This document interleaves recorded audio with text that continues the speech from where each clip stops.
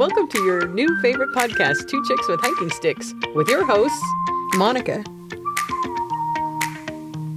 Susan. Howdy! Welcome to Two Chicks with Hiking Sticks. I'm Susan, and we're here to highlight the cultural, natural, and historical world around us. I'm Monica. She's so exciting. Just so... I'm excited. I can tell. Because today, you know, we're going to talk about a different kind of thing. And do you want to know what we're going to talk about? Well, tell me, what are we going to talk about? Well, first I'm going to say it has something in common with Yellowstone National Park and Devil's Tower National Monument. Okay, you have kind of thrown me here. So we're going to talk about Big Thicket National Preserve. You want to know what it has in common with the other two? Yes. It is the first national preserve. It is where the national preserve designation came from. Oh, okay. Yeah. Wow, here in Texas, huh? Here in Texas. That's amazing. And it was more because they didn't know what else to do. Because they're like, we don't have enough land to call it a park. We don't have a, it's like it wasn't a monument, it wasn't a memorial, it wasn't any of those things. So they're like, maybe we just call it a national preserve. And that's basically what happened. So it's not a national forest. No, it is not a national forest. Please elaborate on the difference. Well, I mean, national forest, so let's first talk about Big Thicket National Preserve is located in East Texas. If you know where Houston is, go west towards Beaumont and then go north and you'll find Big Thicket National Preserve. If you're looking at Big Thicket National Preserve, to the west of Big Thicket National Preserve is Sam Houston National Forest. Right. So it is a wide swath of forest that has been protected as a national forest. Now, Big Thicket National Preserve one time encompassed over 3 million acres. Okay.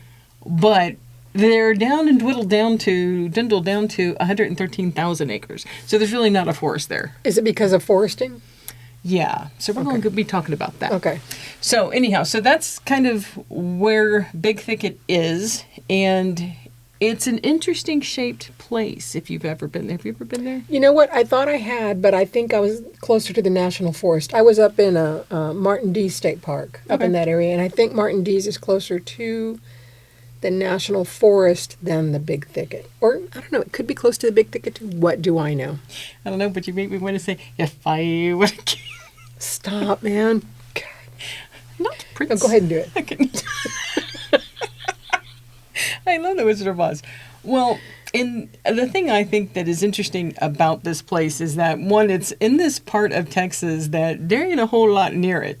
There just isn't a whole lot near it. I mean, the roads are not major highways. They're just not. And right. If you look at how Big Thicket looks on the map, you know that there were problems back in the day when they were like, hey, this might be something we might want to preserve.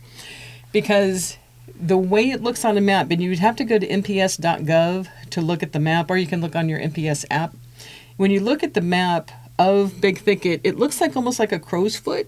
Okay. It's like these 3 strips of places that make up the place. Weird. Yeah, it's like thin strips of land, and then you get some little masses and stuff. Like you may have something that's 5,000 acres, and then you come to a clump that may be 24,000 acres, for instance. But if you think about what makes this place unique and why they thought about preserving it, because people want to know why would we want to preserve it, it's the ecological world that it is. It's one of only a few places that you have carnivorous plants. Really? Yes. Carnivorous plants? Yes. Okay. They eat bugs. See, I was going to say one of the reasons maybe that we want to preserve it is because Bigfoot hangs out there.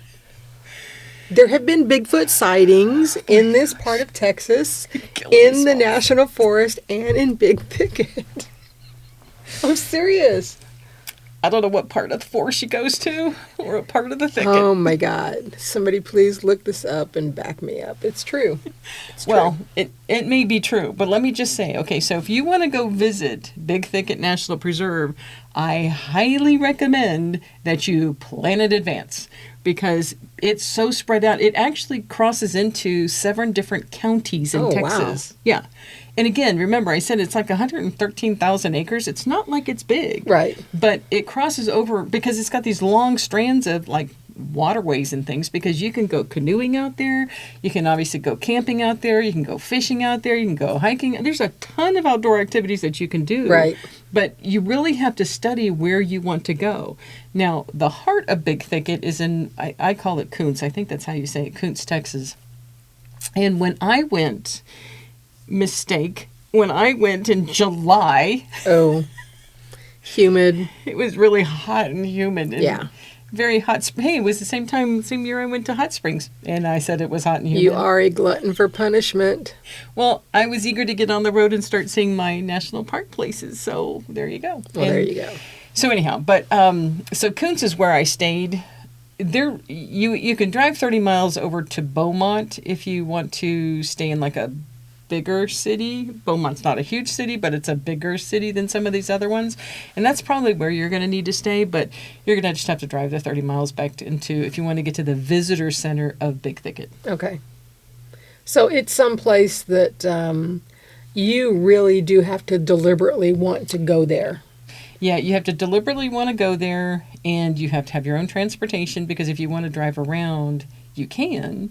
And it's just spread out. Yeah. I don't know how else to say it. It's just spread out, and it's spread out in an odd kind of way, because there's a lot of other, ranching and things that happen out there, and farming, and just other land that's purchased in private. So you can't just go anywhere. Okay. I'm thinking that Martin D's might be closer to that. Maybe. I remember there was a lot of lake area, a lot of forest area in that park where I went hiking in. Yeah.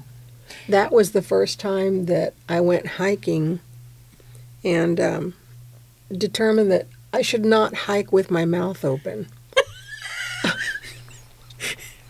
Because I don't even know if I want to know why. There was a spider web slung across the hiking trail, and they don't taste good, just for the record. Since you said that, I remember, and I have a picture of me when I got out of my truck and I'm getting ready to go on my hike, right? And I was solo traveling, right? And I had never been to this place, but, I'm like, I kind of looked it up, figured out where I needed to go and everything. So I got out, and I'm like, I know it's hot, but I got my hat on, I got, my backpack, I'm ready to go, and got my sticks. And so I start heading down this trail, and there are so many stinking spider webs and so many flying things. Yep. And it's like, so I just, how sometimes when you're hiking, you just fling your stick out to try to catch any. Yeah, I was not paying attention. I didn't fling any sticks because I was just concentrating on going, and boom, and I was like, note to self, breathe with your mouth closed. Well, yeah, I learned pretty quickly to get my sticks flicked up to try to, take down any spider webs that are out there. See, you need your hiking sticks when you're hiking. They are multiple use items. But I think I'd only gotten like a mile into my trail, and I think it was like a mile and a half or something, but I'd only gotten a mile in, and it started thundering. And then I'm like, uh-oh. I'm in the midst of a bunch of tall trees and stuff. I'm like, I don't know that this is a good thing. So I was like skedaddling it back to my truck. Yeah. Smart. But yeah, well, I thought it was smart. But so you really have to kind of plan appropriately whenever you're going there, but be prepared that there are, just flying things out there, and spiders and webs and stuff like that. But I'm sure you'll be fine. You'll plan ahead. Yes. But Big Thicket does have about 30 miles worth of hiking trails. So there are plenty of opportunities to go hiking. You just need to figure out where they're at between the 3 prongs and the spots of land that they have. You just need to figure out where all of those are. Yeah. And they say, here's another way that you plan whenever you go to Big Thicket, because there's like 15 different units of this preserve. And I guess it's because it crosses over all these counties and stuff that they have these different units. So you kind of plan to go to a particular unit to do a particular activity. That makes sense. Yeah. Yeah. That makes sense. Sure. It's confusing. It was confusing to me. So I looked for the visitor center, found the visitor center, worked from the visitor center out to figure out what I wanted to do. Well, and the beauty of this is that you already kind of know what your level of hiking ability is. So if you plan ahead, you're going to be able to pick the trail or whatever that you want to head to once you've gone to the visitor center, and you don't have to worry about, hitting other spots or other places. You can go there directly to do your hike. Yeah. Yeah. That planning ahead part was really kind of important. Just saying. Yeah. But, it gets about, 270,000 visitors a year. And I'm not even sure how they really count that, because generally they're counting you going into the visitor center to know your visitation. I'm thinking that there is, because these things stretch out and there's waterways. I mean, you can drop in a canoe probably just about anywhere. Right. And go canoeing through there. Park at a trailhead and just take off. Nobody ever knows. Yeah, that's kind of what I'm thinking anyway. Yeah. But, one of the things that I thought was really interesting about this place is that it was so significant with the 3 million acres back when it was back in its heyday and its thriving, right? You almost have to figure that this was all underwater at some point and has, come out of this, right? Because we sometimes forget that this world that we're living in is really not the world it was, right, 500,000 years ago or a million years ago, which is what brings us all this ecological beauty that is out there and all the different types of plant species that they've got. Because they've got over 1,000 different types of plant species and some endangered plant species, which is exactly why they wanted to preserve it. Yes. But they also recognized, because there was a lot of, people that had interest in the area, that it couldn't just be preserved to the point that no one could use the land. Right. You wanted to be able to still hunt or fish on it, right? Because, again, in national parks you usually can't, but in a national preserve, those are the types of activities, the hunting, the trapping, the fishing, that you can do in a preserve. Okay, that's interesting. Yeah, I mean... Well, you've also, to keep the ecological balance in a lot of those areas, you do have to have hunters that go in and cull the wildlife to keep everything in equilibrium. Yeah, you really do. But if we look at the history of this place, one of the facts I thought was interesting about it is that if you go there today and you see, the small forest places that they have, it's all at least has been logged at least once since the 1880s. Okay, that's not surprising. Well, and what's sad about that is that in the beginning of this place, you had these, I think they call them the loblolly pines. I think you mentioned loblolly. No, you mentioned loblolly. Oh. I mentioned the lost pines and the piney woods of East Texas, and you're like, loblolly? I'm like, I have no idea what the name of the pines are. Well, they had these pine trees back in the day. Loblollies. That had diameters of 5 feet. And nowadays, you only have maybe a foot in diameter, right? Yeah. So the forests of the ancient times, basically, not ancient, but you know what I mean, old times, those were really thick, wonderful forests, and they had hardwood in that forest, too. And it was mined to death. I mean, not mined, it was logged to death. Yeah.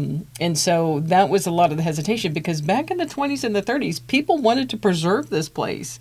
But the people who had business interests in it did not want to do that. Of course. And then you started building railroads through it, and then World War II happened. And so then, it's like everybody kind of, stopped talking about preserving it because we had bigger things to do, which, okay, we get. But really, it's the people who wanted to log it, wanted to keep logging it. Right. They wanted to make their money. Of course, yeah. And so they made as much money as they could, and then finally got it preserved in 1974. Oh, wow. That's kind of recent. It's very recent. Yeah. So you think about, because, Indigenous folks came through here. They talk about the Caddo, the Coshada, different Indigenous tribes that were in this area, because it's very close to Louisiana, this area. That were all here and made, their places in this Big Thicket area, because remember, it was really large and there was a lot of hunting and gaming that could happen there. Right. Large animal hunting and gaming. Yes. That by the time you got into the 60s, that was all gone. Yeah. There's no large hunting and gaming. You might have hogs out there or whatever, but you don't have any other big animals. That area, when you talk about the Caddo and the Coshada,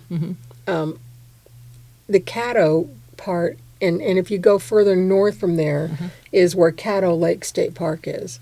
Oh, yeah. And that, honestly, I'm thinking that may be worth its own episode, because that is an amazing, amazing park. I've never been there. It is the most gorgeous park, but also the most Jurassic. Oh, really? Yeah, it's got an amazing Jurassic feel to it. It's an extraordinary park. It's out in the middle of nowhere, but it's worth the drive. We should do that. We should do that. We'll put it on the list. Okay, we're going to put it on the list. We're going to go East Texas. I'm sorry I went diverting that way, but it reminded me when you said the Caddo people, and honestly, I think it's a natural progression because that's the whole trip that I did when I stayed at both of those parks, and it is a natural progression to go from one to the other, I think. Well, and again, if you think about this area was over 3 million acres, that doesn't surprise me. I'm sure that reaches up probably into that area. Yes. I would think so Yes. anyway. So yeah, you had all the indigenous folks, and then, post-Civil War, you had a lot of the freed, enslaved folks making their way over into Texas too, and settling in that area as well.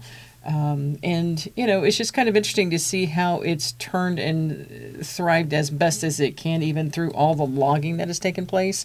But again, I think the thing that, back in the 20s when they were talking about why we should preserve it and stuff, they were really talking about all these ecosystems that kind of came together in this one area, because you can find the swamps there, you can find these forests there, you can find all different types of things, which is what makes it so exciting to go to, but it's kind of spread out. So it's kind of like, if you think about Yellowstone National Park, it takes you like days to get around the whole thing and see the whole thing. Kind of probably similar for Big Thicket. It's that it is not a day trip. It is a few day trip so that you can explore what it has to offer. Yeah, that sounds great. And I think that you're bound to find some place, if you like to camp or, that you're bound to find some places where you could actually camp there. Oh, yeah. In the park. Yeah, they have lots of camping now. There is some folklore there, which I thought was interesting too, because we're always up for a good ghost story. What? Tell me. I don't know. They talk about the Saratoga Lights. Have you ever heard of that? No, I have not. Yeah, so they had railways that went through there, and there's so many different versions of this story. But like one version is that it was the conductor or whatever. He fell off the train or whatever, had his head chopped off, and at night you can look down the railroad tracks and you'll see a light down there. Yeah. Oh, wow, really? Yeah. So there's different versions of that story, but it all has to do with the railway. Like, I guess it's a defunct railway now, but yeah, it was a railway. Who knew? That's kind of cool. Well, sure. If you want to be out there at night. Why not? It's scary out there. I do a road trip. Okay. Maybe. Come on, Marfa Lights. You've seen the Marfa Lights. Well, Marfa, if you ever go to West Texas and do the Marfa lights, if you ever do those, they're not, you're not in the middle of woods. Well, no, you're in the middle of a desert. Yeah, but you're in a nice little sitting area that's nice and foundational. Yeah, but it didn't used to be like that. No, but it is now. Well, it is now, but it wasn't like that always. But, I think that's kind of cool. I would set up at night to wait and see if I could see those lights. Okay, I guess that's a part of that next road trip.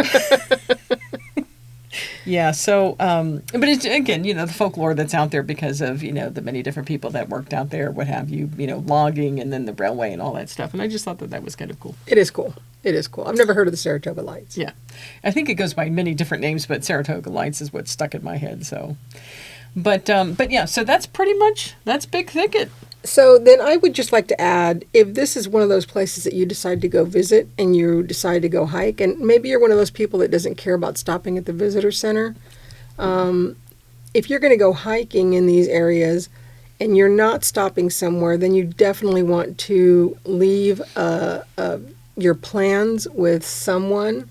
You want to let them know where you're going to be, which trail you're hiking. You also want to leave a note on your car. Okay, we haven't talked about this much, but if you're doing hiking in the middle of nowhere and you haven't stopped anywhere to let anybody know where you're going, you leave a note on your car, tucked under your windshield wiper or right inside on your dash where people can read it, and you put the date and the time that you're doing your hike, what trail you're planning on going on, when you plan to come back, and, a contact person that someone can contact in case of emergency, plus your own information. If you want to leave your phone number on there, you can. Maybe you don't want to because you're leaving it there for everybody to see. But still, you want to take some precautions, because if you're going out there, especially if you hike solo, like I know I tend to do that, I did. Yeah, you want to make sure that there are some precautions that you're taking in addition to what you're carrying on in your backpack. You know, and I'll be honest, it's like as much hiking as I've done on my own, I've never probably left a note on my car. Never.